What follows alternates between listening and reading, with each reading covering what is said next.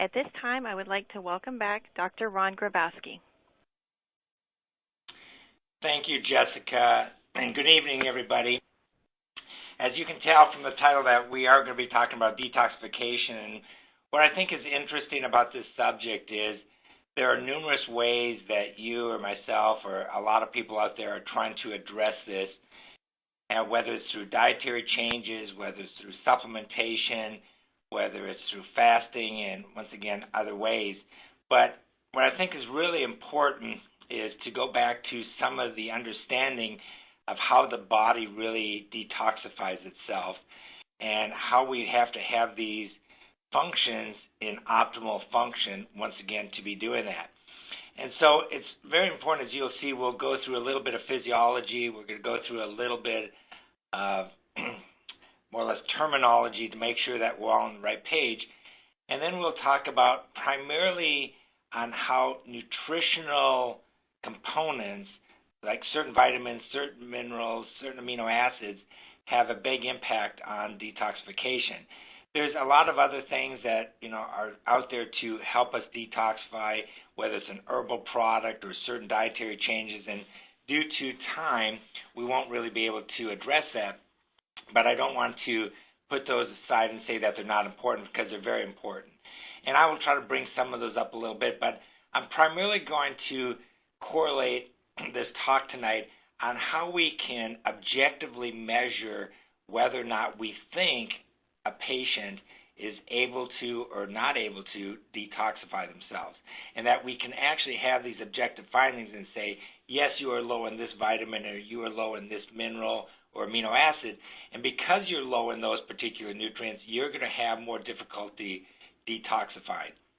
And like I said, I don't want to degrade any diets or some of the other things that some of you are doing out there, because they are all very important and they need to be incorporated into this type of process. But I do want to, once again, primarily emphasize on the special nutrients that we know are connected to this process.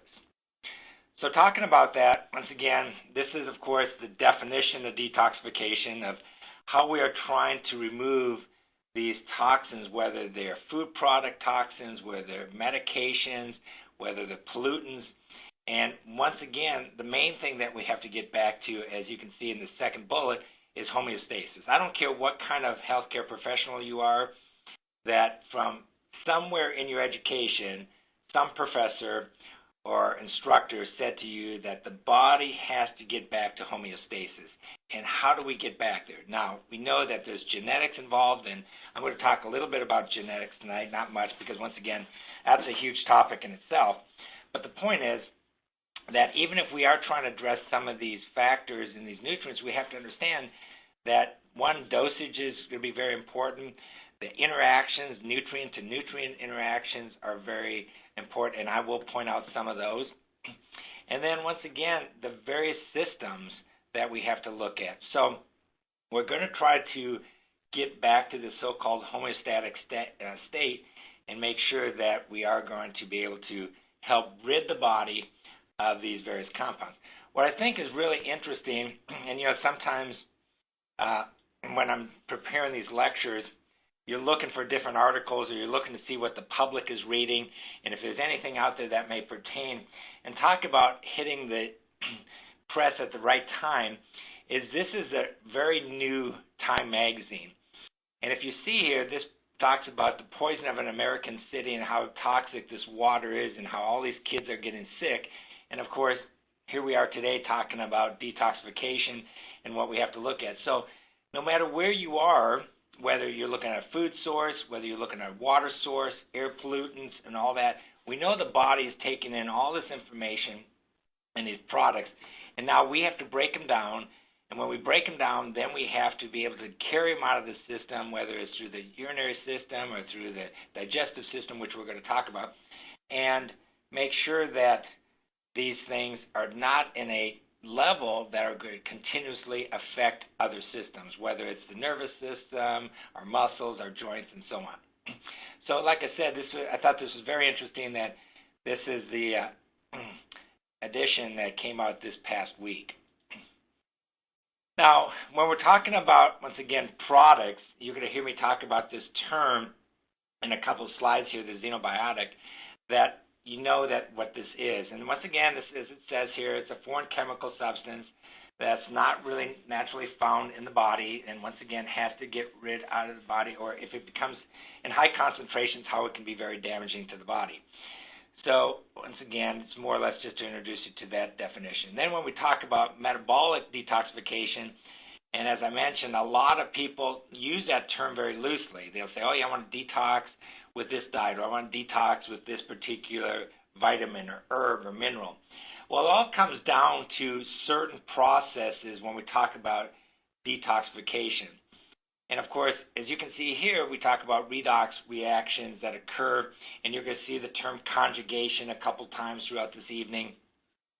And overall, when we do this, the main term is called xenobiotic metabolism.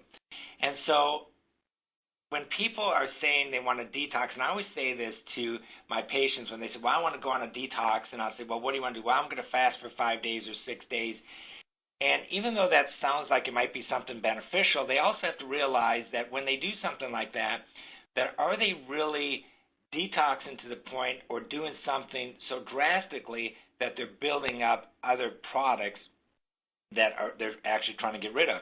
For example, when we go through fasting, if it's a certain length of fasting and we do a complete fast, are we going to go through ketosis and eventually build up these keto acids that actually can be harmful to our body? So sometimes when we detox, we have to realize that can we take it to a point that's actually damaging than just beneficial?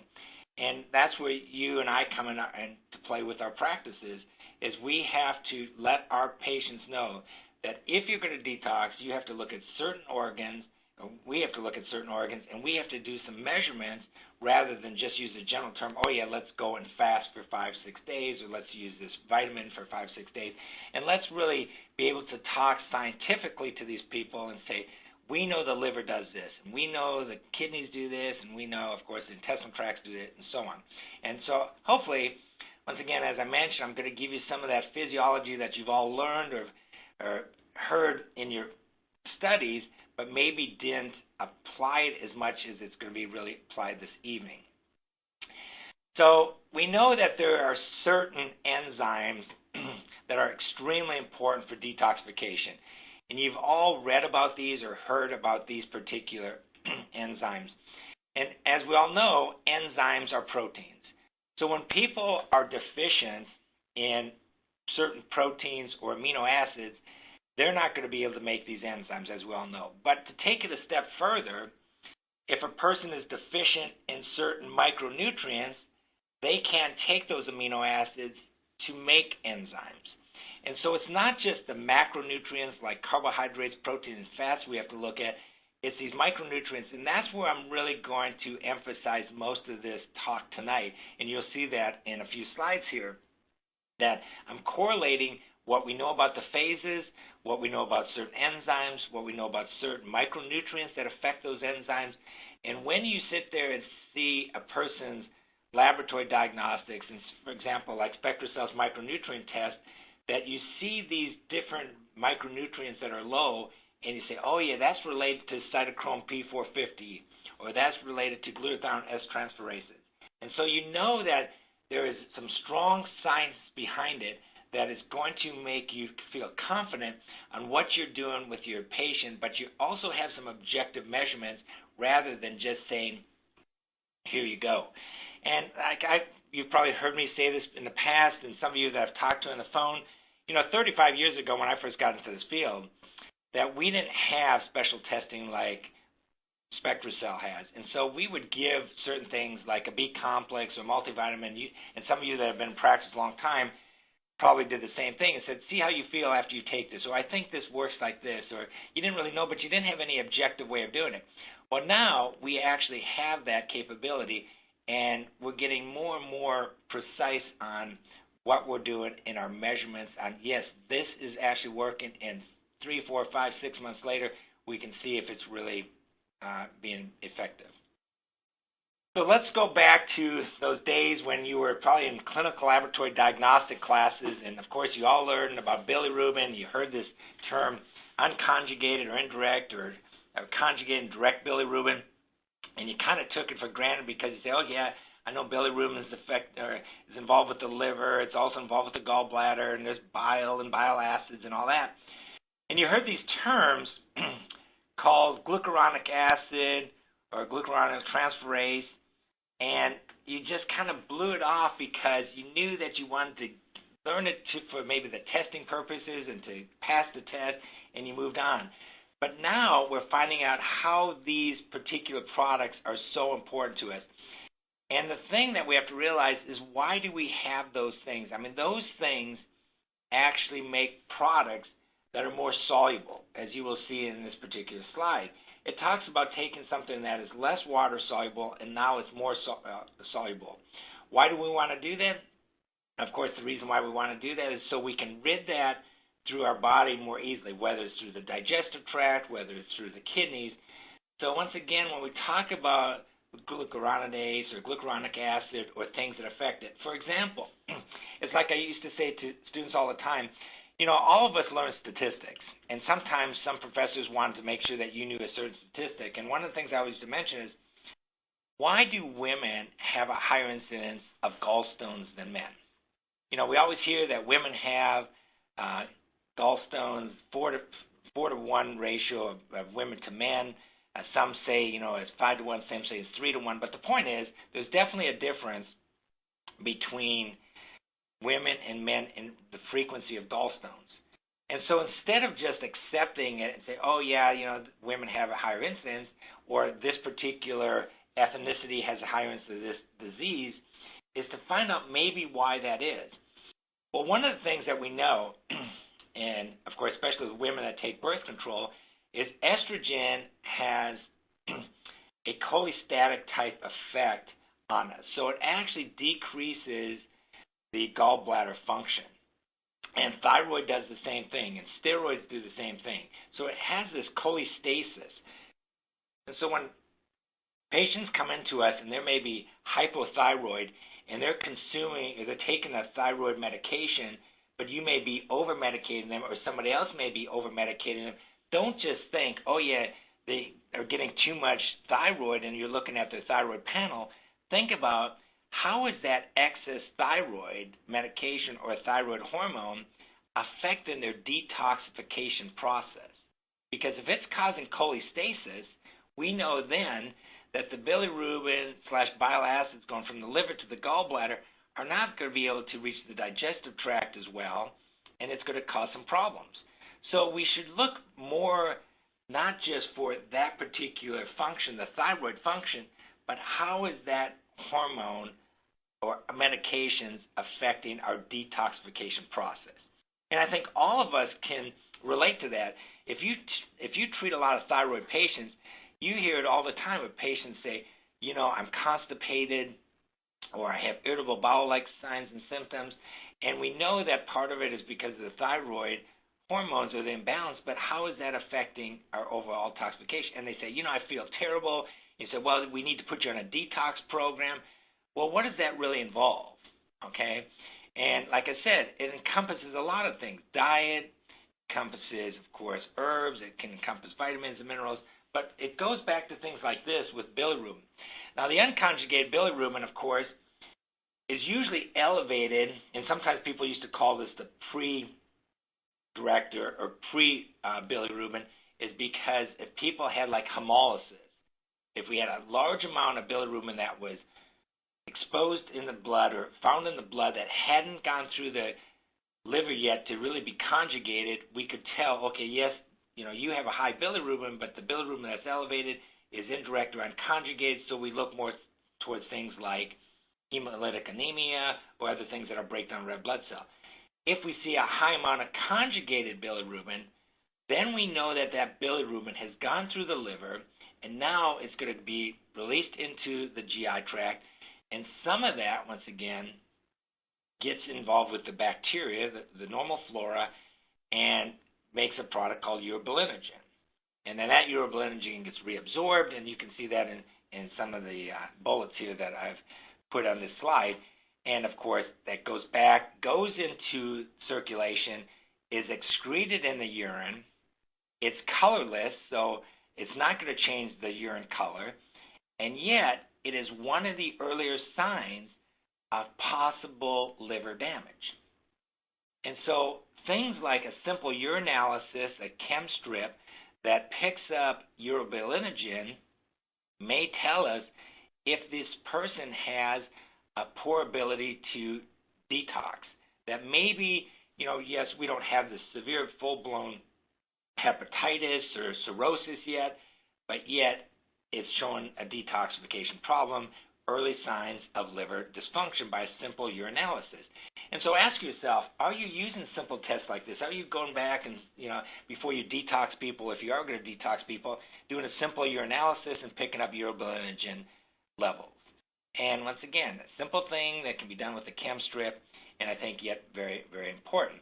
On the other hand, when people are looking at detoxifying their patients, is what other measurements are you looking at to really see that they're doing it, and rather just assuming that they're detoxifying because you heard that dandelion does this, or milk thistle does this, or some other vitamin or mineral does that, is are they able to really activate some of these enzymes? And once again, I've correlated some of this later in the slides in regards to micronutrients in these enzymes. Then, of course, looking at the cell itself, the hepatocyte. And here we're going to talk about SAMe. And, of course, that's what Adamet stands for, as you'll see here in a little further down the slides. But we're also looking at this important product called glutathione and glutathione synthesis. And how do we get this glutathione produced, and what does glutathione do for us? And we know it's very important. And once again, when we measure glutathione and we see that glutathione is low in the body, say on the micronutrient test, is not only is it low and we know it's an antioxidant, but it's a very strong player in detoxification. And so if we don't have the capability, the precursors to make glutathione, and even though we know glutathione is very important for the nervous system, we know that the highest content of glutathione is really said to be in the brain, and the reason is because we have such a high fat content in the brain that protects that, is here's another role of this. And you're going to see here in a little while on some nutrients that actually help make glutathione. One of the things I hear all the time when I talk to clinicians on the phone is they say, oh, yeah, Ron, this patient's glutathione's low, and so I give them N-acetylcysteine. I said, well, that's good. I said, that's good that you're giving that, but on this test it's showing that the person's cysteine level is normal. So why would you keep giving them more cysteine if their cysteine is normal, when you have to look at other things like selenium, you have to look at B2, you have to look at glutamine, you have to look at vitamin C, and some other antioxidants and precursors that actually make glutathione. So those are some of the things I'm going to tie in here in a little bit and show you that we can't just look down this box and think, okay, a person wants to detox, I better put it on N-acetylcysteine and they'll detox. Well, that may help some of your patients, but if they already have enough cysteine, it's not going to benefit them. They may need some other micronutrient that's just as important with a precursor to this. So when people talk about detoxification, of course, the main organ that we look at is, of course, the liver, even though there's, of course, other systems we're going to talk about. And for a long time, you hear about phase 1 and phase 2 detoxification. And then in between those phases, of course, people talk about intermediate metabolism. And the thing I'm going to show you is phase 1 and phase 2 are very important, and they're essential, but it's also, we have a phase 3. In a phase 3 that we don't really think about much, that we really look at this organ as the main detoxification process, and like I said, yes, that is very important, but the point is that what happens if you have GI problems? What happens if you have renal problems? Is those two systems are just as important as this organ here. And that's the thing that I think has to be emphasized tonight, and you have to walk away with, is I have to look at all three phases. And that's why so-called detoxification isn't an easy process. But on the other hand, this is why people feel real well when you do detoxify them well, is because you are clearing several systems. And once again, it could be due to, like I said, some food constituent. It could be some medicine. A lot of people, as you know, a lot of your patients, my patients, they say, well, doc, I don't really have to worry about that hurting my liver or my kidney much because that's over-the-counter product. Well, we all know that over-the-counter products can be just as damaging to these organs as a prescription product, and because they all have to go through this detoxification process. So let's talk about phase one. So as I mentioned, the main thing that we look at in phase one is we involve the cytochrome 450 enzymes. So once again, I want to emphasize the word enzymes. That's protein. So when people are on a diet that do not contain the essential amino acids or adequate amounts, and once again, this is something to really emphasize, is kind of going back to basic biochemistry, is we have to have all the essential amino acids in place to really have protein synthesis. And the other thing is, those essentials make the non-essentials. But there's certain non-essentials that can't be made without the micronutrients. And with those particular enzymes, once again, you see some of these functions that occur, whether it's hydration, hydrolysis, oxidation, reduction. So all these come into play, and these are things. So when you hear about redox processes or reactions, that this is what we're talking about. And this is where the micronutrients come in play, and also, like I said, the macronutrients. So, for example, and I'm not discouraging anybody from a vegan-type diet or semi-vegetarian diet or anything like that.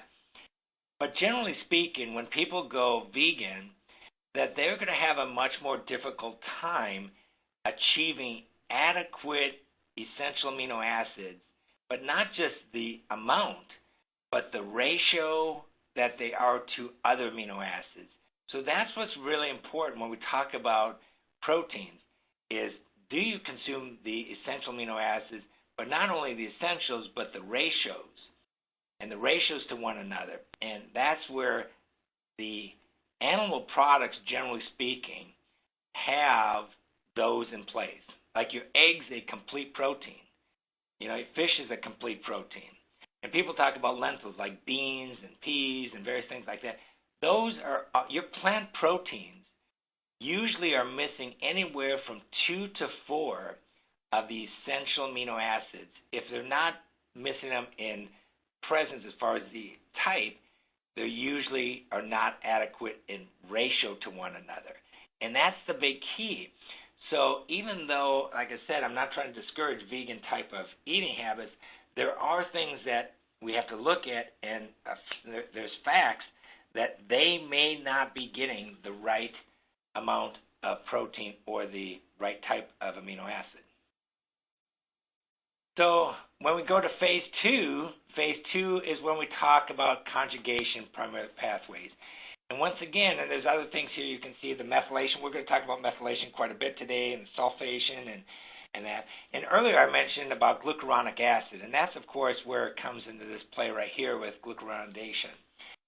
The conjugation, of course, conjugating certain products with others. And are we able to do that? And once again, there's certain nutrients that do that encourage that, just like the methylation. Everybody's talking about MTHFR today, or 23andMe, and that testing.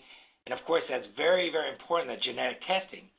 So going back to, like I said earlier, people will say, I want to detox, but no one has maybe checked them for, do they have an abnormal methylation? Do they have an abnormal mutation that may not allow them to detox easily or as efficiently as someone that has, say, a negative on an MTHFR?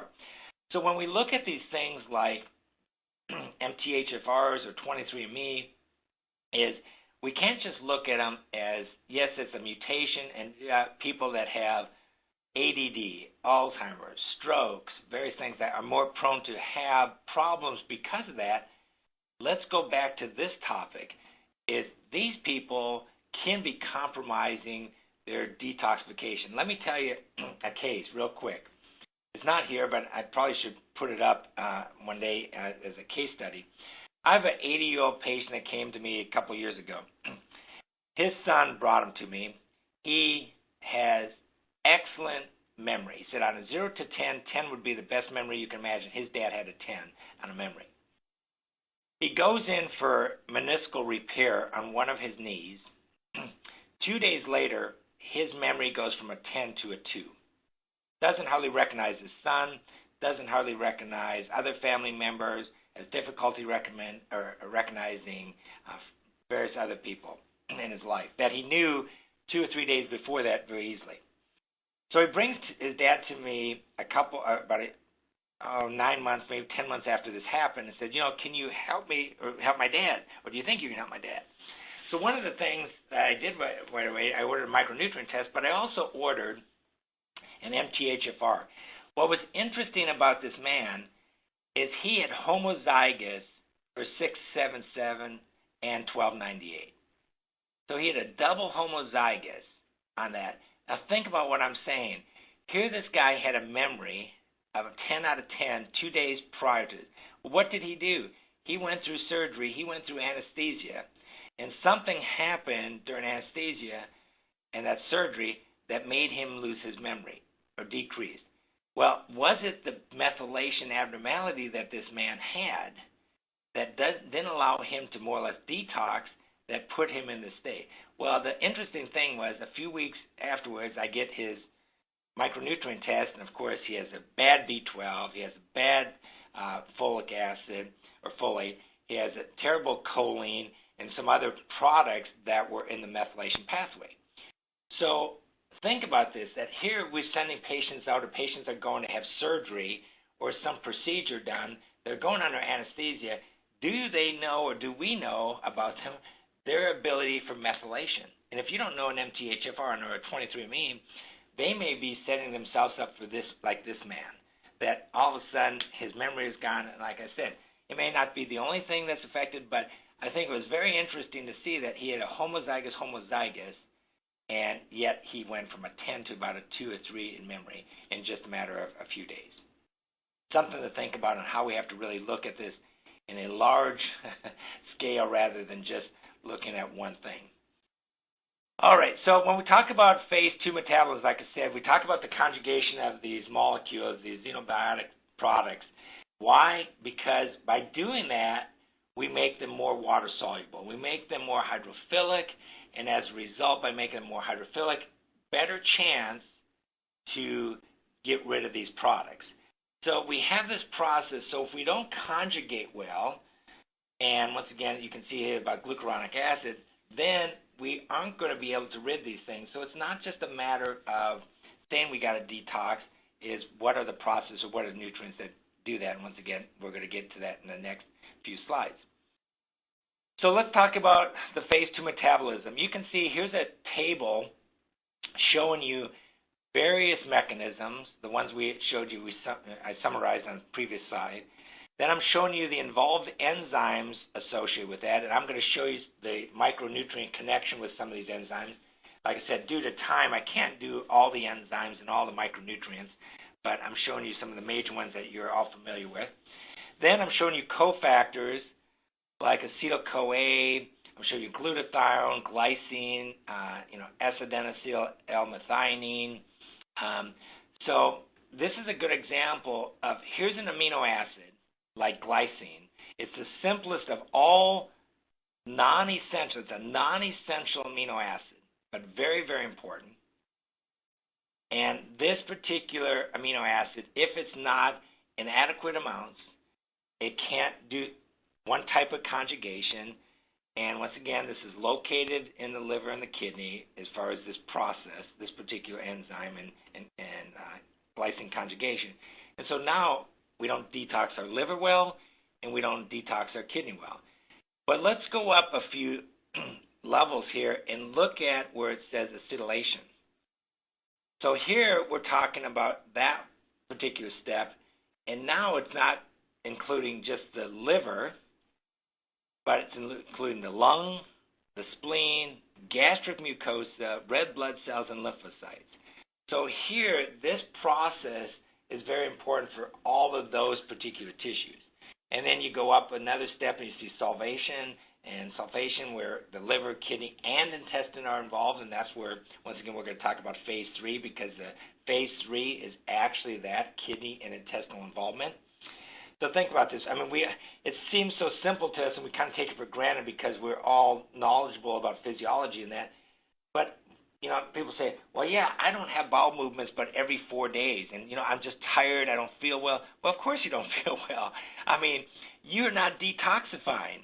I mean, for 4 days, you're affecting phase 3 of detox.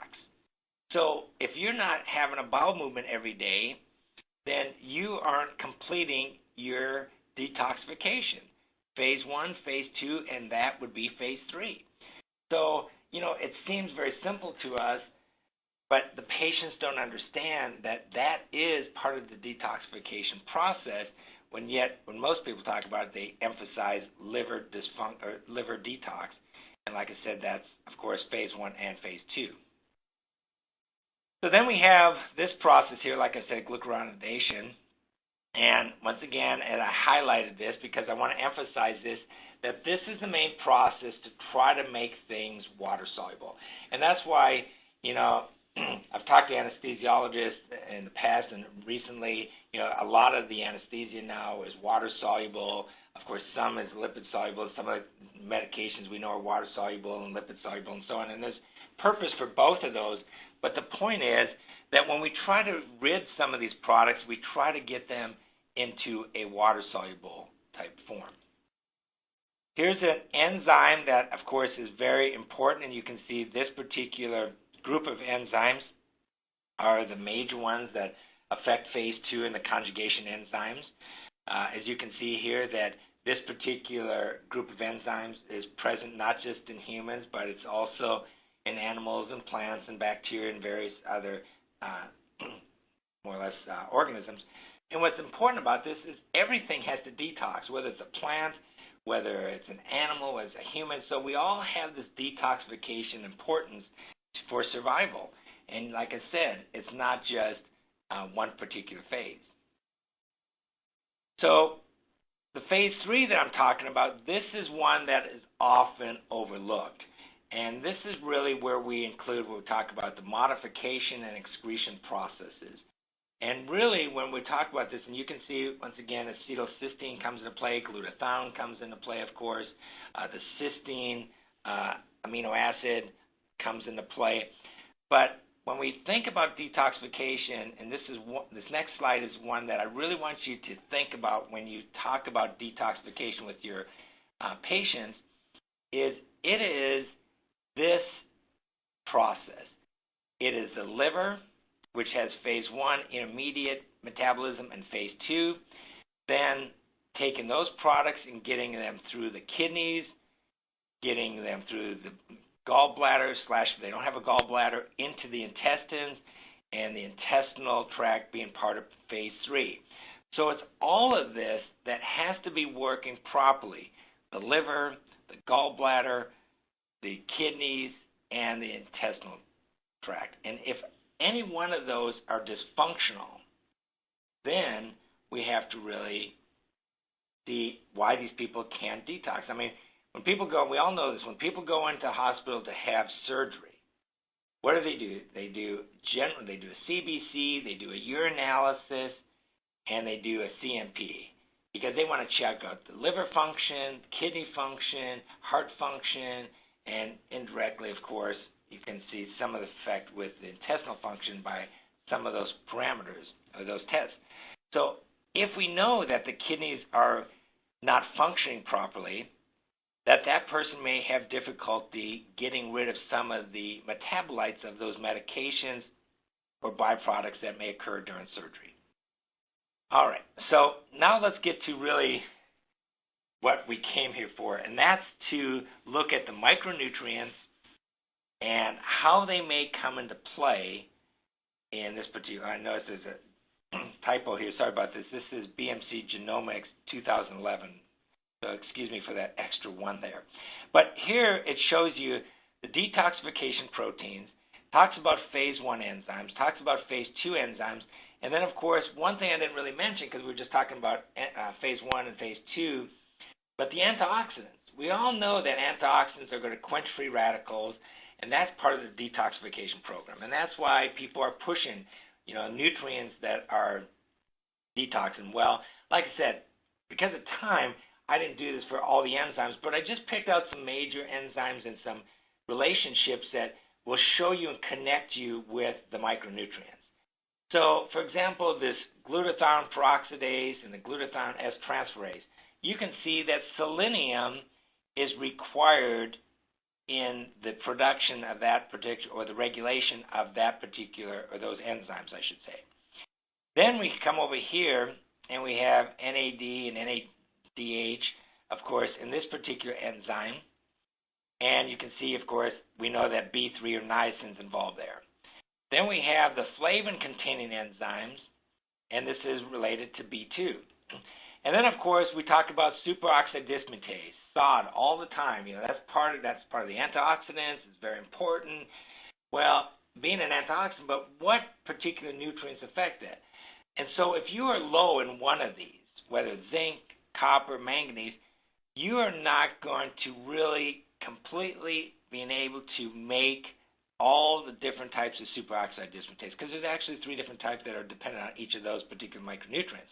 So the point is that this is a schematic showing you that people have developed this schematic about all these enzymes and the phases, but now how do we look at micronutrients and say, oh, this is how it works with detox. This is how it works with phase 1. This is how it possibly works with phase 2.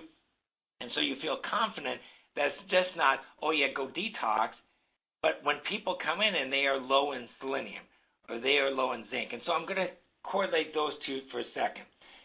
I talked about thyroid, and I said that when people have thyroid dysfunction, that they can actually have cholestasis. And when they have cholestasis, of course, they don't detox well because the gallbladder, once again, doesn't function well. Well, the 2 of these nutrients here, as you all are aware, zinc and selenium, have a huge part to play with thyroid function, whether it's the production or the conversion of like T4 to T3, or whether it's the thyroid receptor that's affected by zinc, that if you are low in any one of those, you could affect the thyroid. You affect the thyroid, now the person has to take thyroid medication, now they can affect the gallbladder and cause cholestasis, and it can cause part of the detox program. That's not to say that here in conjunction with that, now you are affecting some enzymes that work as an antioxidant like superoxide dismutase or the glutathione S-transferase or peroxidases that work as antioxidants or part of the whole phase 2 enzyme detox program. So I think you can see that these micronutrients are very important and how they play a huge role in this process. So when we talk about phase 1, what are some of the nutrients that have been shown to actually work with that phase 1 detoxification? And that's why, as we all know in this field or any field, there is no magic bullet. There is no magic bullet that says, you take vitamin C and you're going to detox, or you take milk thistle and you're going to detox, or you take whatever herb or any vitamin. Look at all of these nutrients that have been shown to help with phase 1 detox. Now, what's interesting about this is where I'm going to connect these here, is riboflavin, as I showed you on the previous slide with the flavin enzymes, is riboflavin is required to take N-acetylcysteine and convert it into glutathione. So I hear this all the time from practitioners. Oh, I'm going to give NAC or NAC to raise the glutathione. Well, if you are low in riboflavin, you may not have the capability of converting that to that. So just by giving NAC, you may not do it. Or if you give glutathione, say, well, I'm going to give liposomal glutathione to detox my patient. Well, that sounds good. And that's like saying, I'm going to bake a cake and it needs 10 of these ingredients and I'm only going to give one of them. As we all know, you're not going to bake the cake. So the point is that we have to evaluate all of these. And we may find out down the road, and there are other nutrient or other herbal products and things like that, like I said, that can help detox, that we have to make sure all of these nutrients are available to really complete the detox process. You know, there's some very nice flavonoids that have been talked about for detoxification. One of them is quercetin. Quercetin has been known to work with, once again, detoxing. And so not only is it a great product for, say, antihistamine effects and that, but here it complements vitamin C. And we know that vitamin C, of course, complements glutathione, and these other antioxidants complement each other. And this is where it comes down to also is when people start taking a lot of one nutrient, and this is an example like vitamin D. You take large amounts of vitamin D, we know that fat-soluble vitamins like vitamin D can affect other fat solubles. So now, by taking or providing someone with a large amount of vitamin D, you may cause a vitamin E deficiency or vitamin A deficiency because of the large dose of vitamin D. My question to you is, how are you checking to see that you're not doing that? How do you know you're not causing that nutrient-nutrient interaction? There is no one, I'm telling you, and I challenge every one of you out there, there is no way that anybody could tell me exactly what's going on like that without a blood test. There is no physical exam finding. You may have some assumptions that this is going on, but to really know, you need some objective testing. And I was just talking to a doctor about that today, and we were talking about carnitine and CoQ10 and the relationship and pantothenate, and I'm going to mention that a little bit about that in a little bit. But the point is, we have to know what all these are doing. So you can see most of these are water soluble. There's a few fat solubles here, like vitamin D and E, but for the most part, and A, of course, being fat soluble, most of these are water soluble items. Then, of course, we go into phase 2. Phase 2, now look at this. Not only are we talking about vitamins, but now we start to involve minerals, and this is a large portion of the protein. This is where we start to bring in these amino acids. What's interesting about this is there's only a couple of these that are really essential, mainly methionine. These others are non-essentials. What's also interesting about this is, for example, vitamin C helps make carnitine. As I mentioned earlier, cysteine helps make glutathione. Glutamine helps make glutathione. Glycine, as I mentioned earlier, is involved in a conjugation process, is the simplest of all amino acids. Okay? Choline, they used to, for some of you that have been in practice a long time, you probably know this, but for a long time they used to talk about choline as a B vitamin. It's not really a B vitamin. It's very synergistic with B vitamins, but most people now call it a metabolite. But it is crucial, very, very important for liver detoxification. In fact, one of the drugs out there that you're all familiar with called methotrexate has a high incidence of fatty liver. And one of the things that, of course, has been addressed with methotrexate is, besides the fatty liver, is choline deficiency. Well, think about this. Choline, folate, B12, cysteine, glutathione. Okay, these are some of the major players in a process that we know as methylation. So when people have methylation abnormalities, they are probably involving, if not all of these, some of these, whether it's 1, 2, 3, whatever. And if you're not measuring all of these, okay, or some of the precursors, how do you really know you're detoxing? And once again, or if you're only using 1 or 2 of these, are you really doing the full phase 2 of detox? So here's a schematic that all of you are familiar with, or you should be, and if you're not, please look at this closely. And there's a little bit more involved one here coming up next. But this, of course, talks about the methylation process, okay? And we talked about homocysteine, and we don't want to elevate a homocysteine. And most of the time when people talk about, of course, methylation, and for people that are just getting into this field, they talk about the big 3, B12, B6, and folate. But what's important is recognizing these others, methionine and betaine and choline, and we're talking SAMe and B2. So there's several different nutrients that we have to look at when people are talking about methylation. And as I mentioned earlier, that methylation is part of that phase 2 in the detoxification process. So once again, very, very important. So here's choline, talking about choline and how important it is, and showing you another kind of way of the methylation pathway. It kind of presents in a different way rather than a circular type or two circles connected to one another. But here's choline, and then we talk about phosphatidylcholine. Of course, lecithin is actually this. When you talk about lecithin or detoxification, that's really phosphatidylcholine, and here's choline here, of course, the betaine, acetylcholine, and various other things. Very important, like I said, a nutrient, what I find very interesting is we see this a lot in ADD kids.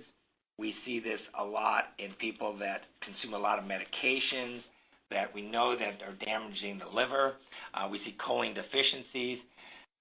Within muscle cramps in athletes, we see a lot of choline deficiency in athletes, and yet when people think about muscle cramps, they think about calcium, magnesium, of course, potassium, sodium, water. But how many of you have really thought, gosh, it maybe could be a detoxification problem? Why does this person keep, having this problem? Or it could be something to do with, like I said, acetylcholine, depending on what you're really looking at. So here's another, of course, important point of SAMe. When we talk about SAMe, it's been around for a long time. You can see around 60 years. But look at this here. Widely known as the principal biological methyl donor. Now, this has been known for years, okay? Over 5 decades, we've known this, okay? And once again, very, very important in connecting with methionine. And methionine, as you know, is an essential amino acid. So this is what we're talking about. When people are consuming things that aren't high in methionine, they may get themselves into trouble. And that's why when we consume protein or lack of protein, that we have actually a capability of lack of detoxification. Vitamin D. A lot of people probably, and maybe you are one of them, that might not even thought that vitamin D is a major player with detoxification. And here's a good example, and that's why I didn't take some of the more common ones. I actually went to some of these other ones here. I thought they were very interesting because depending upon who you read, some people say 75 to 85% of the U.S. population is vitamin D deficient. Well, think about that, okay? So if that's true, and some people have genetic abnormalities with vitamin D or vitamin D receptors and that, we are talking about a problem with detoxification. And once again, this part is kind of the phase 3, the intestinal tract. So our ability to detox, like these environmental toxins, that picture I showed you out of Time magazine where that child getting toxic from poor water supply, this is something that's very, very important. And I was reading an article the other day, and they were saying that in breast cancer, I thought this very interesting, that they feel that only about 10 to 15%, and this is just one article, but 10 to 15% of breast cancer is due to genetics, that the rest is due to environmental. Environmental what? Of course, probably toxins or the inability to detox.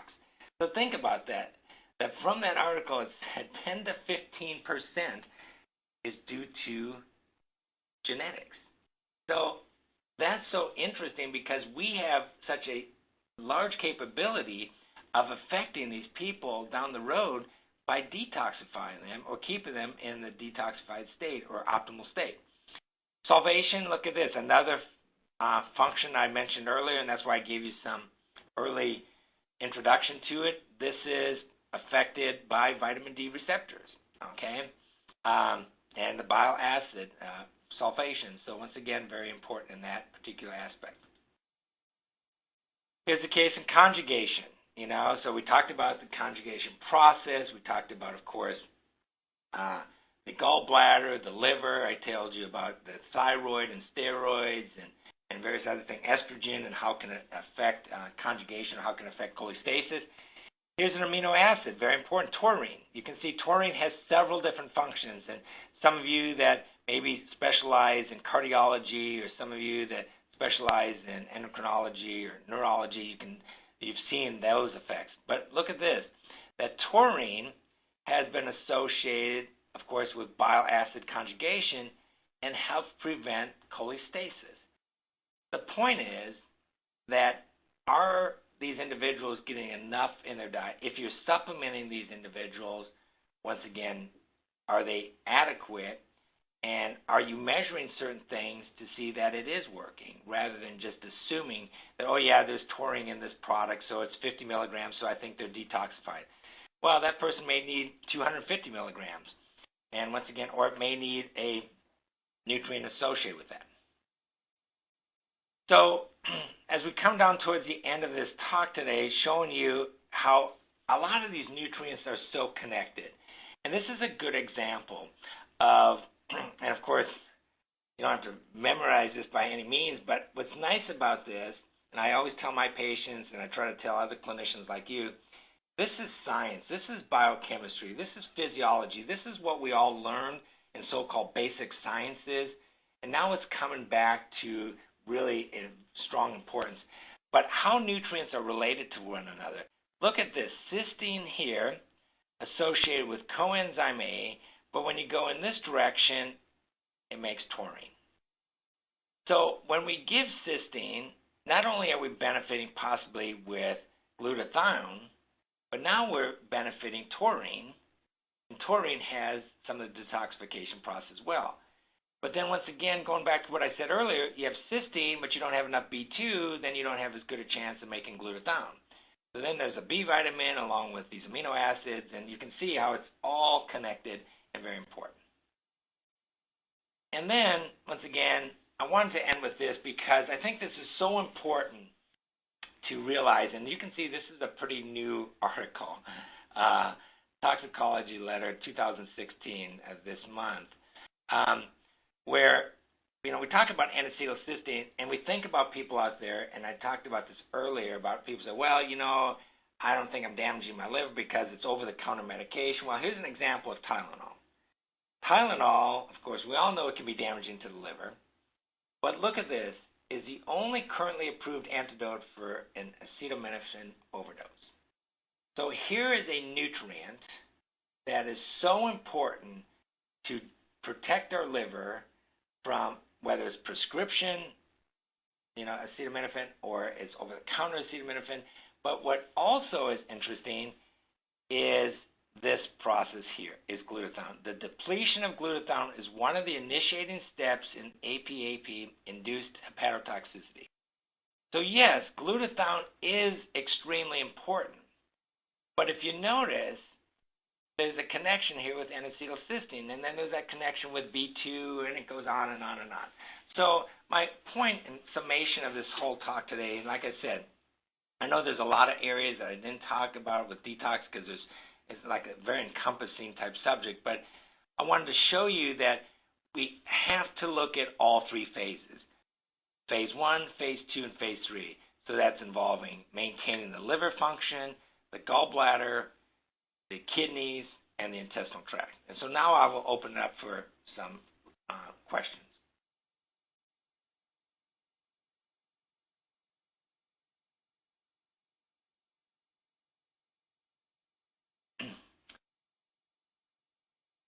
The question is, does supplemental calcium glucarate help increase bilirubin conjugation? It's not so much the helping with the conjugation, it's in that whole process of detoxification with the liver, and going back to those enzymes that I showed you, those protein enzymes, that's really where it comes into play. The point is once again, when we have this conjugate, yes, we have to go through that conjugation to help with that water-soluble type of process, because we can get rid of those products easier, but it's not just that. And that's why when people use a product like that or other products and they say, well, I'm detoxifying the liver, but how is the gallbladder, and how is the intestine, how is the kidney? So yes, it's important in that process, but once again, there's much more to it than just that product.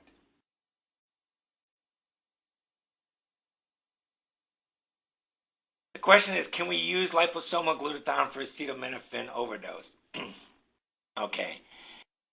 The thing is that, yes, it can go backwards. And if you look at the whole schematic, I don't have, I'm trying to see if I can go back here for a second. Can't, sorry. Well, I can, but it'll take a second. But I wish I had a better process or a better schematic of the methylation process. But yes, cysteine and glutathione, once again, are related to each other, so you'd actually see it in this area here. The point is that the point with N-acetylcysteine is you get a double benefit. Well, you get more than a double benefit. N-acetylcysteine is not only beneficial for acetaminophen, and glutathione, of course, is beneficial, but now you also get cysteine to help with taurine. So see, when you go the other route, when you go to the point where you're looking at glutathione, or the taurine that I showed you earlier, excuse me for skipping through here, is you don't see glutathione in here. So you see the cysteine going into here, and yes, indirectly it could go back to this, but the point is you get more than one benefit. So that's why I think it's very important for that. Question is, do I often recommend a multivitamin / mineral in activated Bs if a number of elements are low, or do you supplement individually? I'm a big combination person, and I think that was another thing I was trying to emphasize to you, is as I showed that one slide in phase 1, and I showed you that B12, B6, folic acid / folate, those B vitamins are very synergistic and required for the methylation process. If you use one and you don't use another, you can actually mask that. And we've seen that in simple tests like CBC. For example, we've seen where people have an elevated MCV, which is maybe due to folate deficiency. We give somebody high doses of B12, and it actually lowers their MCV. So they go, oh, I corrected MCV by giving high dose of B12. In actuality, the person had a low folate level in their body. But because you gave so much B12, you actually overrode that and you lowered a general marker, the MCV. So the point is, always give those together because they're so synergistic with one another. Okay, so when we talk about, the question is, can you please state main micronutrients involved in methylation? B6, B12, folate, choline, SAMe, those are some of the major nutrients in the methylation pathway. But once again, my main statement to you is, how are you monitoring them to see that you're correcting those? If you just say, well, I'm just going to give a B complex with choline, or I'm going to give some SAMe, and that's going to detox people, well, it may not, because you may be given B12 in the methylated form, and it may be enough for 50% of your patients, but it may be inadequate for the other 50%. So just by giving a product, and that's why I think it's very important, and I see this all the time when patients bring in their products, and they say, Dr. Grabowski, will you look at this product and see if it's valid or not? And I was looking at a product one day, and I had to chuckle because in the product it said CoQ10, 100 micrograms. Well, we don't deal with micrograms with CoQ10. We deal with milligrams. So this company that made this product that had 100 micrograms in it, a person that didn't know anything about milligrams, micrograms, or international units and so on said, oh, yeah, my product has CoQ10 in it. Well, it's got 100 micrograms. That's not going to do anything for you. So the point is the quantity, the quality is so important. Once you determine nutrition deficiencies, how often are you rescreening, and do you just recheck the deficient nutrients or the whole picture again? I check everything, and that's a great question, and let me tell you why. I use this example today with a doctor. He had an initial micronutrient test on a patient and a follow-up micronutrient test. And the initial micronutrient had a CoQ10 deficiency. So he gave a good dose, a therapeutic dose of CoQ10. 6 months later, when he retested, he had this patient had a carnitine deficiency. So if I would have just checked CoQ10, I would have said, oh yeah, the CoQ10 is normal now, we did what we were supposed to do. But what actually happened with this patient is this doctor induced a carnitine deficiency because CoQ10, carnitine, and panthenate have a very close relationship. And if you give a larger dose of what I call therapeutic dosages of any one of those three, you can cause another deficiency or one of those deficiencies. So it's a triad that I emphasize to, and some of you have probably heard me talk about this to you if I had a consult with you, that we look at all the time. And so, yeah, you want to look at all of them all the time. You don't just want to look at one nutrient and say, okay, this is corrected, because you don't know what other ones are doing.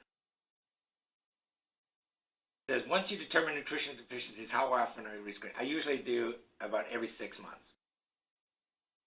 Are there any tips or algorithms or steps useful to clinicians for detox? Gosh, I'm sure some people out there have shown or had some algorithms.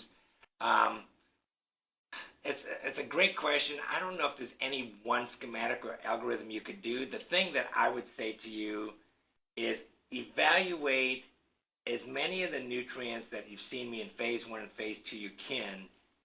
By looking at that, then you are kind of doing an individual algorithm, because you don't want to get caught in these algorithms and say, okay, if this is low, then you go down here. If this is low, because you have to look at so many of these nutrients. Like I said, you're not just looking at one pathway. You're looking at glucuronidation, you're looking at solvation, you're looking at methylation. So you'd have to really connect all of those functions and to make an algorithm. And so, once again, I think if you go back to phase 1 and phase 2 and you look at those nutrients, you'll see that you can look at all this. And the micronutrient test does that. The micronutrient test almost checks every one of those. It doesn't do taurine, but like I said, it doesn't do methionine, but it does a lot of those others. So it gives you an idea of where you're going. Okay, say, what vitamin is found in oleic acid? Oleic acid is an omega-9. It's not, once again, it's not a vitamin. It's an omega-9. It's found in, of course, olive oil. It's found in avocados. It's found in walnuts and almonds. Those are some of the, once again, it's found in some fish oil supplements, omega-3, 6, 9s. The big key with oleic acid is that it's essential for cell membrane permeability.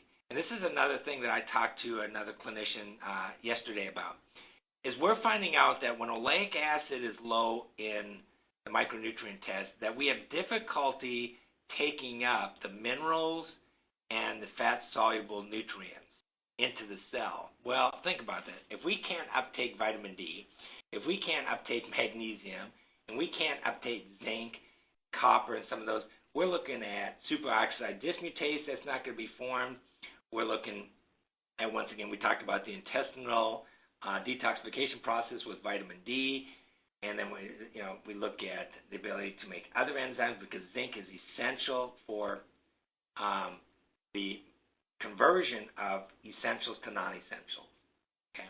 Well, I appreciate your time tonight. I know SpectraCell appreciates your time tonight, and hopefully this gave you some insight on where to go, and more importantly, on do you have some measuring tools to say, yes, I know this person is detoxifying, or they're having problems detoxifying because they're deficient in these particular nutrients. Have a good night, and thanks again for listening.